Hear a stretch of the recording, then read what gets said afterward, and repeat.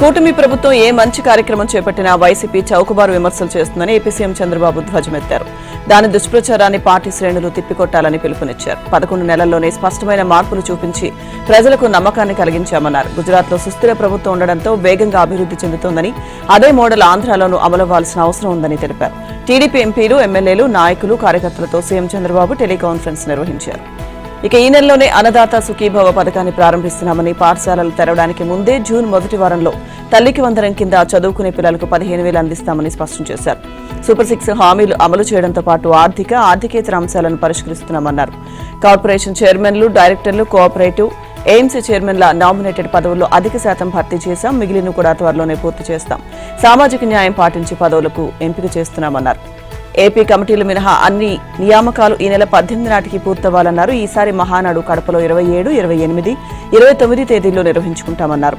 ఆ తర్వాత రాష్ట్ర కమిటీని పూర్తి చేస్తాం. దేశంలో ఎక్కడా లేని విధంగా పార్టీ సభ్యత్వాలు నమోదయ్యాయి. సభ్యత్వం తీసుకున్న వారికి కార్డులు కూడా వీలైనంత త్వరగా పంపిణీ చేయాలని, ప్రభుత్వానికి ఇచ్చినంత ప్రాధాన్యం పార్టీకి కూడా ఇస్తున్నామని తెలిపారు. అమరావతి పనుల పునఃప్రారంభ కార్యక్రమం చాలా బాగా జరిగిందన్న చంద్రబాబు సభ విజయవంతానికి కృషి చేసిన కార్యకర్తలు, నాయకులందరినీ అభినందించారు. రాజధాని Amaravati self financing project AP budget నుంచి ఒక్క రూపాయి కూడా ఖర్చు చేయకుండా, ప్రజలపై భారం పడకుండా ప్రపంచ స్థాయి నగరాన్ని నిర్మిస్తున్నామని సీఎం చంద్రబాబు ఇప్పటికే పలుమార్లు ప్రకటించారు. దీనికి అనుగుణంగా రాజధాని అమరావతిలో ల్యాండ్ మానిటైజేషన్ పాలసీకి సిఆర్డీఏ శ్రీకారం చుట్టనుంది. తొలి దశలో రాజధాని పరిధిలోని 4,000 ఎకరాలను ఈ జాబితాలోకి తీసుకురానుంది. ఈ భూములను ఎకరం 20 కోట్లు చొప్పున విక్రయించడం ద్వారా 80,000 కోట్లు సమీకరించనుంది. ఈ నిధులను రుణ సంస్థల నుంచి తీసుకున్న అప్పులు తిరిగి చెల్లించడానికి ఉపయోగించాలని భావిస్తోంది. అలాగే రాజధానిలో చేపట్టాల్సిన వివిధ ప్రాజెక్టులకు నిధుల కొరతను కూడా వీటితో సమర్థవంతంగా అధిగమించవచ్చని అంచనా వేస్తోంది. అమరావతి పునర్నిర్మాణ పనులకు శ్రీకారం చుట్టిన నేపథ్యంలో అందుకు అదనంగా అవసరమైన నిధుల సమీకరణను చేపట్టే బాధ్యతలను సిఆర్డీఏకు ఏపీ ప్రభుత్వం అప్పగించింది. ఈ క్రమంలో పలు బ్యాంకుల కన్సార్షియంతో సిఆర్డీఏ కమిషనర్ చర్చలు జరుపుతున్నారు. అమరావతి రాజధాని రూపురేఖలు మార్చడానికి మొత్తంగా 77,250 కోట్లతో పనులు చేపట్టేందుకు సిఆర్డీఏ, ఏడీసీ సంయుక్తంగా ప్రణాళికలు సిద్ధం చేశాయి. రాజధానిలో 49,000 కోట్ల విలువైన ప్రాజెక్టులకు ప్రధాని మోదీ చేతుల మీదుగా శంకుస్థాపన జరిగింది. ఇందులో 15,000 కోట్లు కేంద్ర ప్రభుత్వ గ్యారంటీ కింద ప్రపంచ బ్యాంక్, ఆసియా అభివృద్ధి బ్యాంక్ నుంచి తీసుకున్నారు. ఈ రెండు సంస్థలు 6 ఏళ్ల పాటు దశల వారీగా నిధులను మంజూరు చేస్తుంటాయి. అలాగే హట్కో నుంచి 11,000 కోట్ల రుణంగా తీసుకున్నారు. ఇది కూడా 5 ఏళ్ల పాటు దశల వారీగా నిధులు విడుదల చేయనుంది. ఇవి కాకుండా కేఎఫ్డబ్ల్యూ నుంచి రానున్న మరో 5,000 కోట్ల రుణం కూడా కలిపితే అమరావతి ప్రాజెక్టు పనులకు మొత్తంగా 31,000 కోట్ల మేర రుణాల రూపంలో నిధులు సర్దుబాటు కానున్నాయి. రాజధానిలో తలపెట్టిన బ్యాలెన్స్ పెండింగ్ ప్రాజెక్టుల పనులన్నింటినీ 2 ఏళ్లలోగా, ఐకానిక్ భవనాలను 3 ఏళ్లలోగా పూర్తి చేయాలని ఏపీ ప్రభుత్వం లక్ష్యాలు నిర్దేశించుకుంది. కేంద్ర ప్రభుత్వ గ్యారంటీపై రుణ సంస్థలు విడతల వారీగా ఇచ్చే నిధులతోనే పనులు చేయాలంటే కాలాతీతమయ్యే ప్రమాదం ఉంది. దీన్ని దృష్టిలో ఉంచుకుని నిర్దేశించుకున్న ప్రాజెక్టులు, వాటిని పూర్తి చేయాల్సిన లక్ష్యాలకు అనుగుణంగా అదనంగా నిధులు సమీకరించుకోవాలని ప్రభుత్వం భావిస్తోంది. దీనికోసం మరో 40,000 కోట్ల వరకు బ్యాంకుల కన్సార్షియం ద్వారా రుణాలు తీసుకునేందుకు సిఆర్డీఏ ప్రయత్నాలు చేస్తుంది. ఈ లెక్కన అమరావతి పనుల కోసం తీసుకునే అప్పులు 70,000 కోట్లకు చేరుకుంటాయి. భవిష్యత్తులో ఈ రుణాలు భారం కాకముందే వాటిని తీర్చడానికి ల్యాండ్ మానిటైజేషన్ కార్యక్రమాన్ని తెరపైకి తెచ్చింది. పోలవరం ప్రాజెక్టు ప్రధాన డ్యాం పనులు, అత్యంత కీలకమైన డయాఫ్రమ్ వాల్ నిర్మాణం, ఎర్త్కమ్ బ్యాక్ఫిల్ డ్యాం పనులు త్వరితగతిన ముందుకు సాగడంపై అంతర్జాతీయ నిపుణులు దిశానిర్దేశం చేయనున్నారు. వీరు ప్రాజెక్టు ప్రాంతంలో ఇవాళ్టి నుంచి 8వ తేదీ దాకా మకాం వేసి వాల్ పనుల్లో నాణ్యత, ఈసీఆర్ఎఫ్ డ్యాం డిజైన్లు పరిశీలిస్తారు, సలహాలు, సూచనలు ఇస్తారు. అమెరికాకు చెందిన David V Paul, Gian Franco De Sico, కెనడాకు చెందిన సీన్ హెంచ్బెర్గర్, అలాగే రిచర్డ్ డొనెల్లీ రాజమహేంద్రవరానికి చేరుకున్నారు. గురువారం వరకు ప్రాజెక్టు వద్దే ఉంటారు.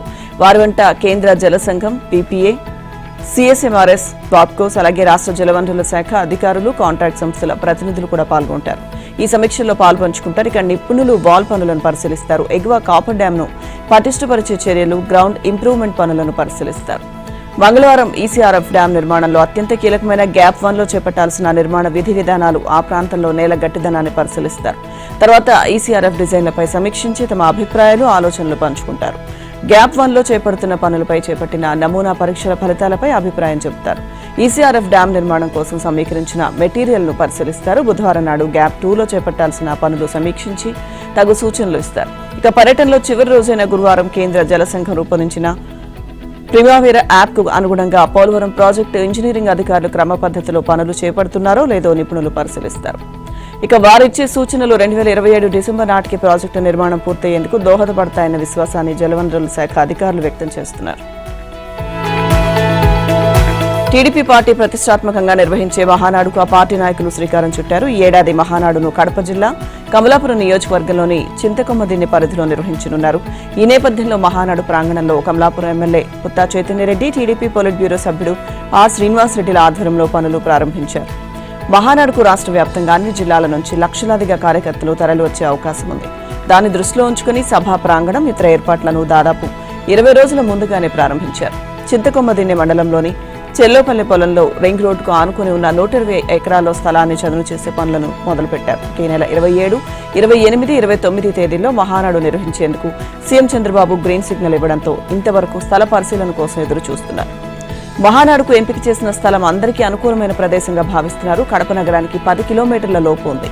రింగ్ రోడ్లో వాహనాల పార్కింగ్ కు దాదాపు 25 నుంచి 30 వేల వరకు వచ్చే ప్రతినిధులకు బస ఏర్పాటు చేసేందుకు కూడా సమీపంలో కళ్యాణ మండపాలు, విద్యా సంస్థలు ఉండడంతో అనుకూలంగా ఉంటుందని నాయకులు భావిస్తున్నారు. రవాణా శాఖ కార్యాలయం సమీపంలో పులివెందుల రోడ్, సాక్షి సర్కిల్ వద్ద ఇతర ప్రదేశాల్లో పార్కింగ్ కోసం స్థలాలు పరిశీలించి ఎటువైపు నుంచి వచ్చే వాహనాలను అటువైపే పార్కింగ్ చేసి ఎలాంటి ఇబ్బందులు రాకుండా చూసేందుకు అధికారులు, ప్రజాప్రతినిధులు ఏర్పాట్లు చేస్తున్నారు. వైసీపీ అధినేత జగన్మోహన్ రెడ్డి పర్యటన సందర్భంగా శ్రీ సత్యసాయి జిల్లా రామగిరి మండలం కుంటిమద్దులో హెలీప్యాడ్ వద్ద జరిగిన ఘటనలో 10 మంది వైసీపీ నాయకులను పోలీసులు అరెస్ట్ చేశారు. వీరిలో సత్యసాయి జిల్లా చెన్నై కొత్తపల్లి మండలానికి చెందిన 7, రామగిరి మండల వాసులు 3 ఉన్నారు. వీరిని ధర్మవరం ప్రభుత్వ ఆసుపత్రిలో వైద్య పరీక్షల అనంతరం సాయంత్రం న్యాయాధికారి వెంకటేశ్వర్లు ఎదుట హాజరుపరిచారు. ఒక్కొక్కరికి 10,000 సొంత పూచీకత్తుతో ఆయన బెయిల్ మంజూరు చేశారు. ఇక ఈ కేసులో మరికొంతమంది నిందితులను త్వరలోనే అరెస్ట్ చేస్తామని రామగిరి సీఐ శ్రీధర్ తెలిపారు. ఈ కేసులో A1 నిందితుడిగా ఉన్న వైసీపీ మాజీ ఎమ్మెల్యే తోపురుతి ప్రకాష్ రెడ్డి కోసం 2 ప్రత్యేక పోలీసు బృందాలు రంగంలోకి దిగాయి. హైదరాబాద్, విజయవాడ, బెంగళూరు నగరాల్లో ముమ్మరంగా గాలిస్తున్నట్లు తెలిసింది. అజ్ఞాతంలోకి వెళ్లిపోయిన తోపుదుర్తి ముందస్తు బెయిల్ కోసం హైకోర్టును ఆశ్రయించగా విచారణ జరుగుతోంది. హెలికాప్టర్ పైలట్ అనిల్ కుమార్ 2 సార్లు పోలీసుల విచారణకు గైర్హాజరు కావడం విమర్శలకు దారితీస్తుంది. ఈ నేపథ్యంలోనే దర్యాప్తులో పోలీసుల అలసత్వంపై డీజీపీ కార్యాలయం ఆగ్రహంతో ఉన్నట్లు సమాచారం. బాధ్యులైన అధికారులెవరో విచారించి నివేదిక ఇవ్వాలని జిల్లా ఎస్పీ రత్నను ఆదేశించినట్టు తెలిసింది. కాగా 10 మంది వైసీపీ నేతలను అరెస్ట్ చేయడంతో ఆ పార్టీ మాజీ ఎంపీ గోరంట్ల మాధవ్ ఉదయాన్నే రామగిరి సర్కిల్ స్టేషన్ వద్దకు చేరుకున్నారు. స్టేషన్ ఆవరణలోనే తిష్టవేశారు. కార్యకర్తలు గుమిగూడుతుండడంతో పోలీసులు అక్కడి నుంచి వెళ్లిపోవాలని మాధవ్కు సూచించారు. దీంతో ఆయన వెళ్లిపోయారు. ఏపీ నీటి దోపిడీకి బీఆర్ఎస్ ప్రభుత్వమే మద్దతు పలికిందని నీటిపారుదల, పౌర సరఫరాల శాఖ మంత్రి ఉత్తమ్ కుమార్ రెడ్డి మండిపడ్డారు. 2014 నుంచి 2023 వరకు కృష్ణానది నుంచి ఏపీ ఏటా 512 టీఎంసీల నీటిని తరలించకపోతుంటే బీఆర్ఎస్ సర్కార్ చోద్యం చూస్తుందన్నారు. ఉమ్మడి నల్గొండ జిల్లాలో మంత్రి ఉత్తమ్ పర్యటించి నీటిపారుదల, పౌర సరఫరాల శాఖలపై సమీక్షలు నిర్వహించడంతో పాటు కోదాడ, హుజూర్ నగర్, తుంగతుర్తి నియోజకవర్గాల్లో పలు అభివృద్ధి పనులకు శంకుస్థాపనలు చేశారు. నాగార్జున సాగర్, మిర్యాలగూడ, హుజూర్ నగర్, కోదాడ నియోజకవర్గాల్లోని 80% భూములకు సాగర్ ఎడమ కాల్వ ద్వారా సాగునీరు అందుతుండగా బ్రిజేష్ ట్రైబ్యునల్ సూచనల మేరకు ఉమ్మడి ఏపీ, కృష్ణా జిల్లాల జలాలను 811 టీఎంసీలు వినియోగించుకోవాల్సి ఉందన్నారు. ఇక 3/2 నీటిని ఏపీ తరలిస్తుంటే బీఆర్ఎస్ నేతల్లో కనీస స్పందన కూడా లేకుండా పోయిందని విమర్శించారు. కాంగ్రెస్ సర్కార్ కృష్ణా నీటిలో తెలంగాణ న్యాయమైన వాటా కోసం పోరాడుతుందని అన్నారు. 811 టీఎంసీల్లో 70% తెలంగాణకు, 30% ఏపీకి కేటాయించాలని కృష్ణా రివర్ మేనేజ్మెంట్ బోర్డు దృష్టికి తీసుకెళ్లడంతో పాటు ప్రభుత్వం బలంగా వాదనలు వినిపిస్తుందని చెప్పారు. ప్రతి ఎకరాకు నీరు అందించడమే కాంగ్రెస్ ప్రభుత్వ లక్ష్యమని ఉత్తమ్ అన్నారు. అన్ని ప్రాజెక్టుల్లో పూడికతీత పనులు చేపట్టినట్లు వెల్లడించారు. ఇక ఎస్ఎల్బీసీ పనులు కొనసాగించడానికి నిపుణుల కమిటీని వేసి వారి సూచనల మేరకు టన్నెల్ పనులు పూర్తి చేస్తామని చెప్పారు. ఢిల్లీ ప్రాజెక్టు పనులకు టెండర్లు పూర్తి చేసి పనులు మొదలుపెట్టామన్నారు. తెలంగాణలో క్లిష్టమైన క్రిమినల్ కేసుల్లో ఫోరెన్సిక్ విశ్లేషణ అత్యంత కీలకం. నేరస్తులకు కోర్టులో శిక్ష పడాలంటే పోలీసుల దర్యాప్తుతో పాటు ఫోరెన్సిక్ నివేదికల ప్రాముఖ్యత అంతా ఇంత కాదు. ఇక రేప్ కేసులో నిందితుల వీర్యకణాల విశ్లేషణ, DNA పరీక్షలు, దొంగతనాలు, దోపిడీలు, హత్య కేసుల్లో వేలిముద్రల విశ్లేషణ, తూటా ఏ తుపాకీ నుంచి వచ్చిందో గుర్తించడం, నేరం చేసేందుకు నిందితులు ఉపయోగించిన వాహనం టైర్ గుర్తు దొరికినా, చివరికి నేరస్తుల తల వెంట్రుక, ఉమ్మి, లాలాజలం లభించినా కేసు మిస్టరీని ఛేదించడంలో ఫోరెన్సిక్ సైన్స్ ల్యాబ్ పాత్ర ఎనలేనిది. అయితే అంతటి కీలకమైన FSLతో పాటు జిల్లా ఫోరెన్సిక్ ల్యాబ్లలో సిబ్బంది కొరతతో కేసులు పేరుకుపోతున్నాయి. కేంద్ర FSL మొదలు జిల్లా స్థాయి వరకు దేశంలో మొత్తం 711 ల్యాబ్లుండగా వాటిలో 50% సిబ్బంది లేకపోవడం గమనార్హం. దేశవ్యాప్తంగా ఉన్న ల్యాబ్లకు ఏటా 5 లక్షల దాకా కేసులు వెళ్తుండగా సిబ్బంది కొరత కారణంగా నివేదికలో తీవ్ర జాప్యం నెలకొంటోంది. దేశవ్యాప్తంగా తెలంగాణలో 91%, బీహార్లో 85%, ఉత్తరాఖండ్లో 80% మేర ఫోరెన్సిక్ సైంటిస్టుల కొరత ఉన్నట్లు ఇటీవల విడుదలైన ఇండియా జస్టిస్ 2025 నివేదిక స్పష్టం చేసింది. తెలంగాణ ఫోరెన్సిక్ సైన్స్ ల్యాబొరేటరీలో కొన్నేళ్లుగా రిక్రూట్మెంట్లు లేకపోవడంతో భారీగా ఖాళీలు పేరుకుపోయాయి. పదవీ విరమణ చేసిన వారి స్థానంలో నియామకాలు చేపట్టకపోవడంతో వేల సంఖ్యలో ఎఫ్ఎస్ఎల్ నివేదికలు పెండింగ్లో పడ్డాయి. గతంలో ఎఫ్ఎస్ఎల్కు డైరెక్టర్లుగా సీనియర్ సైంటిస్టులను నియమించేవారు. ప్రస్తుతం ఏపీ ప్రభుత్వ సలహాదారుగా ఉన్న గాంధీ ఉమ్మడి ఆంధ్రప్రదేశ్లో ఎఫ్ఎస్ఎల్ డైరెక్టర్గా పనిచేసిన వారే. ఆయన తర్వాత ఆ స్థాయిలో సైంటిస్టులను డైరెక్టర్లు చేయకుండా సీనియర్ ఐపీఎస్ అధికారులకు ఎఫ్ఎస్ఎల్ అదనపు బాధ్యతలు అప్పగిస్తున్నారు. ఇక ప్రస్తుతం తెలంగాణ ఎఫ్ఎస్ఎల్కు సీనియర్ ఐపీఎస్ అధికారి షికాగోయల్ ఇన్ఛార్జిగా ఉన్నారు. వాస్తవానికి ఆమె సిఐడి డీజీగా బాధ్యతలు నిర్వర్తిస్తున్నారు.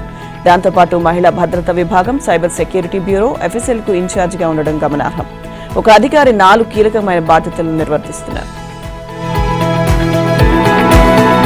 టీజీఎస్ ఆర్టీసీ కార్మికులతో చర్చలకు ప్రభుత్వం సిద్ధంగా ఉందని రవాణా శాఖ మంత్రి పొన్నం ప్రభాకర్ తెలిపారు. సిద్దిపేట జిల్లా హుస్నాబాద్ బస్టాండ్ను ఆయన ఆకస్మికంగా తనిఖీ చేసి ప్రయాణికులు, డ్రైవర్లు, కండక్టర్లతో మాట్లాడారు. ప్రయాణానికి సంబంధించిన అంశాలపై మంత్రి కాసేపు ముచ్చటించారు. ప్రజాపాలనలో కార్మికుల సంక్షేమం కోసం అనేక చర్యలు తీసుకుంటున్నట్లు చెప్పారు. ఆర్టీసీ కార్మికుల సమస్యలపై చర్చించడానికి ఈ నెల 5, 6 తేదీలో తాను హైదరాబాద్లో అందుబాటులో ఉంటానని చెప్పారు. గత 10 ఏళ్లలో కార్మికుల సమ్మెతో అనేక మంది చనిపోయినా పట్టించుకోలేదన్నారు. ఒక్క ఆర్టీసీ బస్సు కొనుగోలు చేయకుండా, ఒక్క నియామకం చేపట్టకుండా గత ప్రభుత్వం ఆర్టీసీని పూర్తిగా నిర్వీర్యం చేసిందని మండిపడ్డారు. ప్రజాపాలన వచ్చాక సీఎం రేవంత్ రెడ్డి ఆధ్వర్యంలో రవాణా వ్యవస్థ బాగుండాలని కొత్త బస్సులు కొనుగోలు చేపట్టినట్లు తెలిపారు. ఆర్టీసీలో నియామకాలు చేపట్టామని ఆయన చెప్పారు. ఏఐసీసీ అగ్రనేత రాహుల్ గాంధీ నాయకత్వంలో సీఎం రేవంత్ రెడ్డి ప్రభుత్వం సామాజిక ప్రజాపాలన చేస్తుందని టీపీసీసీ కార్యనిర్వాహక అధ్యక్షుడు తూర్పు జగ్గారెడ్డి అన్నారు. తెలంగాణ సమాజం సామాజిక తెలంగాణ, మాట్లాడే స్వేచ్ఛ, ప్రజాపాలన కోరుకుంటే కాంగ్రెస్ ప్రభుత్వం వాటిని ఇచ్చిందన్నారు. రాహుల్ గాంధీ ఆదేశం మేరకు రాష్ట్రంలో రేవంత్ ప్రభుత్వం కులగణన సర్వేను నిర్వహించిందని గుర్తు చేశారు. బీఆర్ఎస్ ఎమ్మెల్సీ కవిత తెలంగాణ ప్రజల్ని మోసం చేయడానికి కొత్త రాగం ఎత్తుకుంది. అధికారం పోయాక సామాజిక తెలంగాణ అంటూ పెద్ద మాటలు మాట్లాడుతోంది. కేసీఆర్ సీఎంగా ఉన్నప్పుడు ఆమెకు సామాజిక తెలంగాణ గుర్తుకు రాలేదా? అధికారం పోయాక గుర్తుకు వచ్చిందా అంటూ నిలదీశారు. 10 ఏళ్లు అధికారంలో ఉన్న కేసీఆర్ సామాజిక తెలంగాణ అంశాన్ని పట్టించుకోలేదంటూ కవిత చెప్పకనే చెప్పారని, ఆమె మనసులో మాటలు ఆమెకు తెలియకుండానే బయటకు వచ్చాయని వ్యాఖ్యానించారు. రాష్ట్రంలో కాంగ్రెస్ అధికారంలోకి రాగానే ప్రజలు కోరుకున్న స్వేచ్ఛను వారికి ఇచ్చిందన్నారు. వారు గొంతు విప్పి మాట్లాడే స్వేచ్ఛను కల్పించిందని అన్నారు. తమ ప్రభుత్వం ఇచ్చిన ఆ స్వేచ్ఛలోనే కవిత కూడా మాట్లాడుతున్నారని పేర్కొన్నారు. బీఆర్ఎస్ నేతలు ఇందిరా పార్క్ వద్దనున్న ధర్నా చౌక్ లో కూర్చొని మాట్లాడుతున్నారంటే కాంగ్రెస్ ప్రభుత్వం ఇచ్చిన స్వేచ్ఛ వల్లే అన్నారు. జిల్లాలోని కలెక్టరేట్ల వద్ద కూడా ధర్నాలు చేసుకునే స్వేచ్ఛను కాంగ్రెస్ ప్రభుత్వం ఇచ్చిందని తెలిపారు. కొత్త రాగాలు ఎంచుకుని నటించడం కేసీఆర్ కుటుంబానికి సాధ్యమని విమర్శించారు. కేసీఆర్ పాలన నటించే పాలనైతే కాంగ్రెస్ ప్రభుత్వానికి ప్రజలు కోరుకున్న ప్రజాపాలన అన్నారు. ఇక బీఆర్ఎస్ ప్రభుత్వానికి యాక్టింగ్ పాలనైతే కాంగ్రెస్ ప్రభుత్వానికి రియాలిటీ పాలన అని పేర్కొన్నారు. సీఎం రేవంత్ చెప్పినట్లుగా ప్రజలు కాంగ్రెస్ కు 10 ఏళ్ల పాటు పరిపాలించే అవకాశం ఇస్తారని పార్టీ కార్యకర్తలకు ఆ విశ్వాసం ఉందన్నారు. మావోయిస్టులతో చర్చల ప్రసక్తి లేదని కేంద్ర హోంశాఖ సహాయ మంత్రి బండి సంజయ్ స్పష్టం చేశారు. మావోయిస్టులు తుపాకీ వీడాల్సిందే అని, పోలీసులకు లొంగిపోవాల్సిందే అని అన్నారు. కరీంనగర్ జిల్లాలోని కొత్తపల్లిలో హనుమాన్ విగ్రహ ప్రారంభోత్సవం కార్యక్రమంలో బండి సంజయ్ పాల్గొన్నారు. మావోయిస్టుల సమస్యను సామాజిక కోణంలో చూడాలంటూ తెలంగాణ సీఎం రేవంత్ రెడ్డి కగారు ఆపాలంటూ కేసీఆర్ చేసిన వ్యాఖ్యలపై తీవ్రంగా స్పందించారు. మావోయిస్టులు బాంబులు పెట్టి పోలీసులు, రాజకీయ నాయకులను చంపుతుంటే సామాజిక కోణంలో చూడాలా అని ప్రశ్నించారు.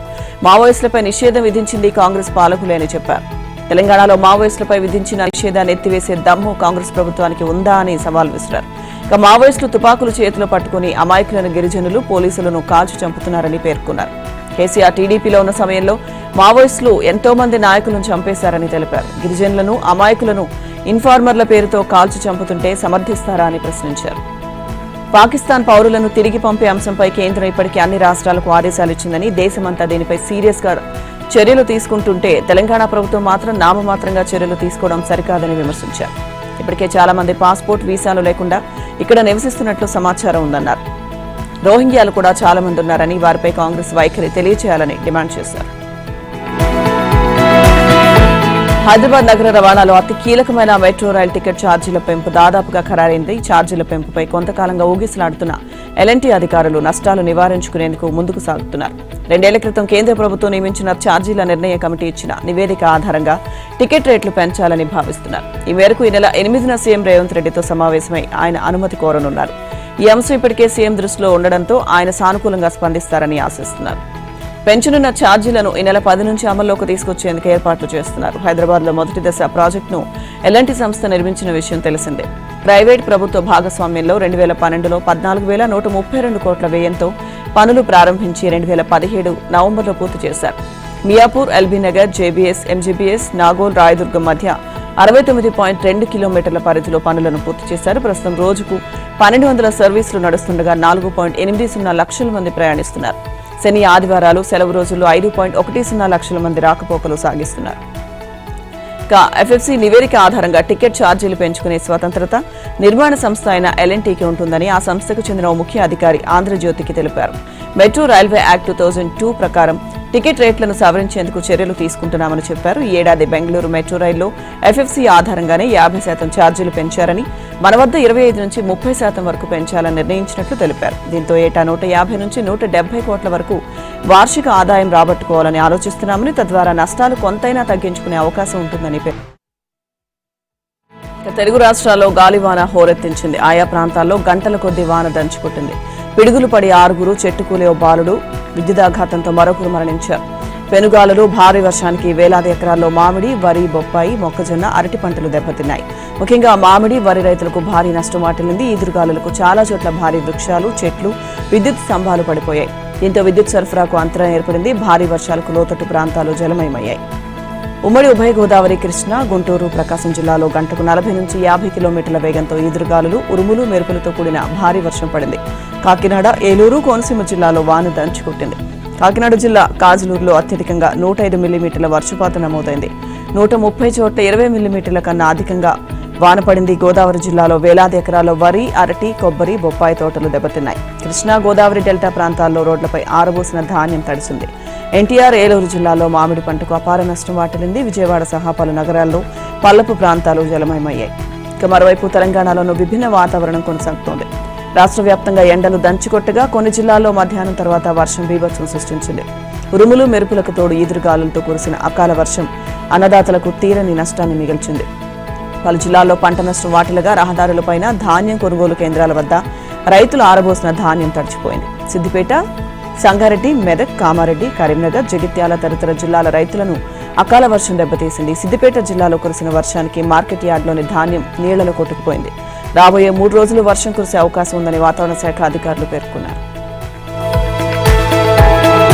తెలంగాణ రాష్ట్ర హైకోర్టు న్యాయమూర్తి జస్టిస్ మాటూరి గిరిజా ప్రియదర్శిని మరణించారు. కొంతకాలంగా అనారోగ్యంతో బాధపడుతూ ఆసుపత్రిలో చికిత్స పొందుతున్న ఆమె హైదరాబాద్ గచ్చిబౌలిలోని ఏఐజీ ఆసుపత్రిలో తుది శ్వాస విడిచారు. జస్టిస్ గిరిజా ప్రియదర్శిని భౌతిక కాయాన్ని హఫీజ్పేట్లోని ఆమె స్వగృహానికి తరలించారు.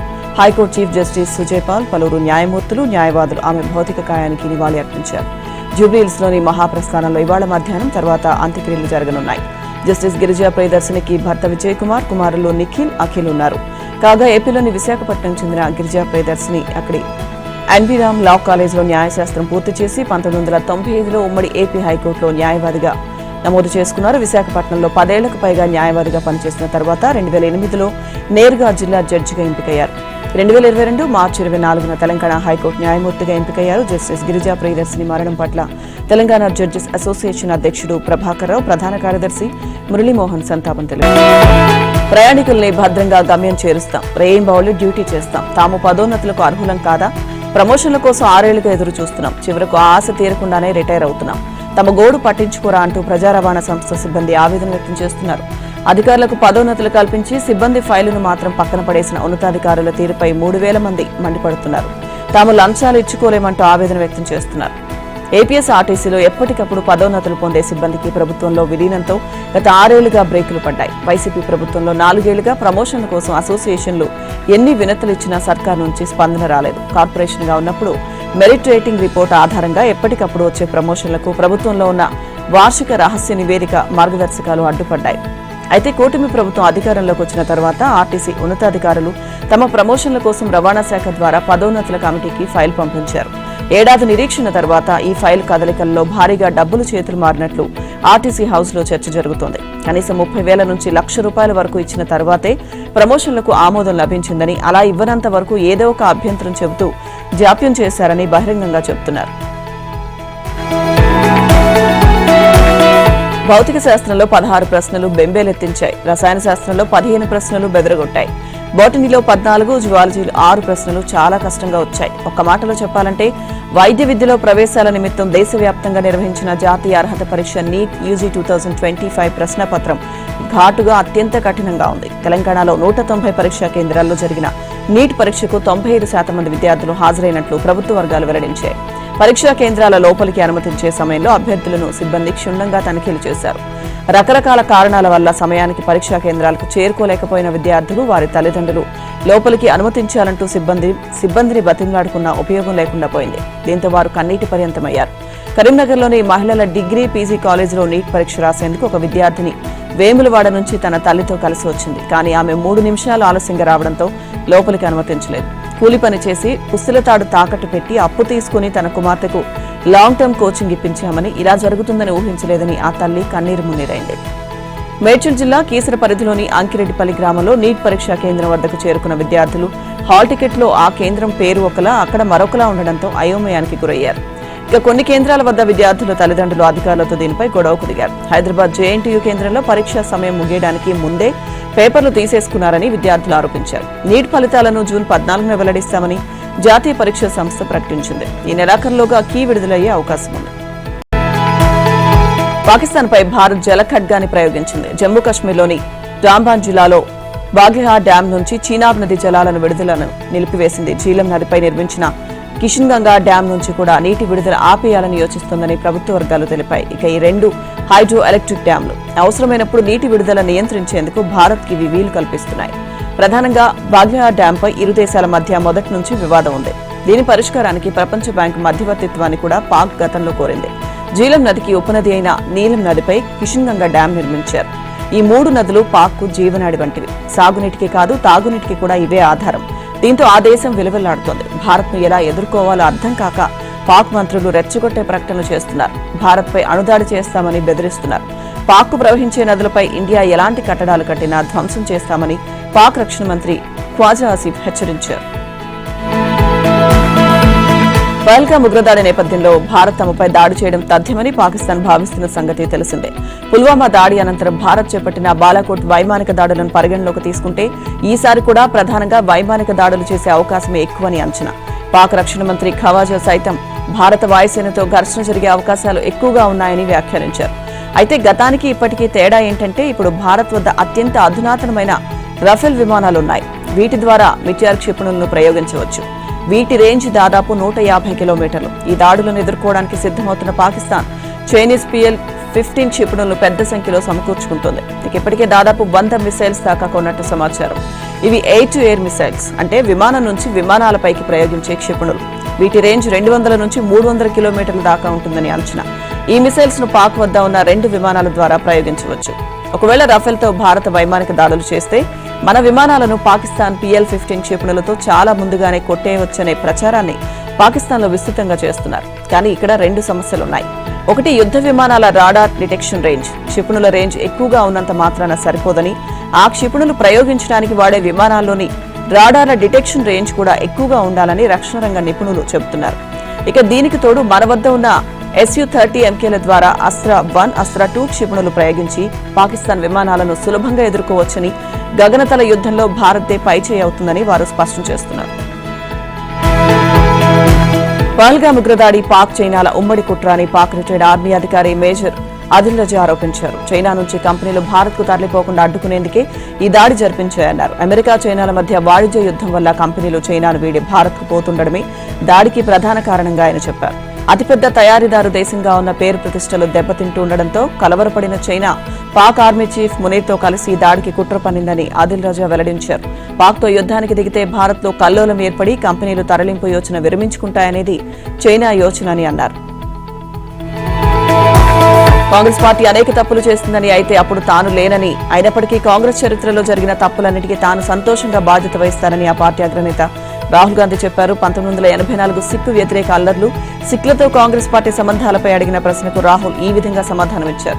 1980లలో జరిగినది తప్పు అని తాను బహిరంగంగానే చెప్పానన్నారు. గత నెల 21న అమెరికాలోని బ్రౌన్ యూనివర్సిటీలో నిర్వహించిన ముఖాముఖి కార్యక్రమంలో రాహుల్ ఈ వ్యాఖ్యలు చేశారు.